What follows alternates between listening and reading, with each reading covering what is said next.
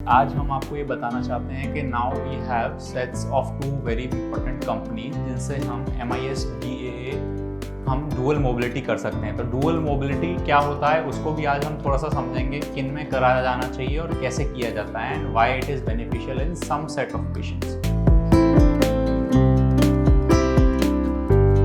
Hi friends, my name is Dr. DP Sharma and I am a MIS hip consultant and आज हम आपको ये बताना चाहते हैं कि now we have sets of two very important companies जिनसे हम MIS DAA हम dual mobility कर सकते हैं। तो dual mobility क्या होता है उसको भी आज हम थोड़ा सा समझेंगे, किन में कराया जाना चाहिए और कैसे किया जाता है and why it is beneficial in some set of patients। तो dual mobility का मतलब होता है दो जगह मूवमेंट हो रही है। तो एक तो हमें पता ही है कि नॉर्मल मूवमेंट होती है, एस्टाबुलम जो आपका होता है और जो बॉल होता है उसमें नॉर्मल मूवमेंट होती ही है जिस तरीके का हम स्टैंडर्ड इम्प्लांट लगाते हैं। ये जो डुअल मोबिलिटी का इम्प्लांट है इसमें क्या होता है कि ये शेल लगाया जाता है एस्टाबुलम पे, उसके अंदर एक और मूवमेंट वाला पार्ट लगाया जाता है और उसके अंदर जो है हेड लगाया जाता है। मतलब कि हेड भी अंदर घूमेगा आपका, यहाँ पे हेड के बाद ये लाइनर भी आपका ये जो है फ्री रहेगा, अंदर जो सेकंड पार्ट रहेगा और आपका एस्टाबुलम फिक्स रहेगा।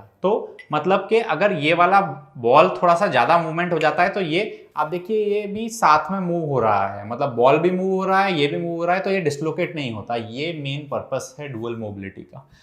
Dual mobility now we can very well do with DAA technique. इससे हमारे काफ़ी सारे पेशेंट्स जो हैं उनको हमने ऑपरेट किया है और ये स्पेशल टाइप के पेशेंट्स होते हैं जिनमें या तो बहुत ही ज़्यादा लैक्स मसल्स होती हैं, यानी कि मसल्स जो हैं हिप की वो बहुत ज़्यादा वीक हैं जिनकी वजह से उनका हिप बार बार डिस्लोकेट हो जा रहा है, या कोई पेशेंट है जिसकी कई बार सर्जरी हो चुकी है और बार बार रिविजन हो रहा है जिसकी वजह से उसका डिस्लोकेशन हो रहा है, या कोई पेशेंट है जिसमें एक्सट्रीम एक्टिविटी जैसे कि कुछ फॉरेनर्स जो होते हैं उनको हाइकिंग वगैरह की, या योगा इंस्ट्रक्टर्स होते हैं उनको एक्सट्रीम मूवमेंट की डिमांड होती है। वो लोग इस तरीके की डिमांड्स रखते हैं हमारे लिए कि हमें इस तरीके का हिप ले जाना है। बट क्या हर केस में डुअल मोबिलिटी हमें करना चाहिए? ये बिल्कुल भी सही बात नहीं है। पोस्टीरियर अप्रोच में डिस्लोकेशन के चांसेस ज़्यादा होते हैं, इसलिए कुछ लोग जो है डुअल मोबिलिटी नॉर्मल लोगों में भी लगा रहे हैं, बट उसकी ज़रूरत नहीं है। ऐसा कई बार पाया गया है कि इसमें डबल साइड फ्रिक्शन होने से शायद स्टैंडर्ड इम्प्लांट से इसकी थोड़ी सी लाइफ कम हो सकती है।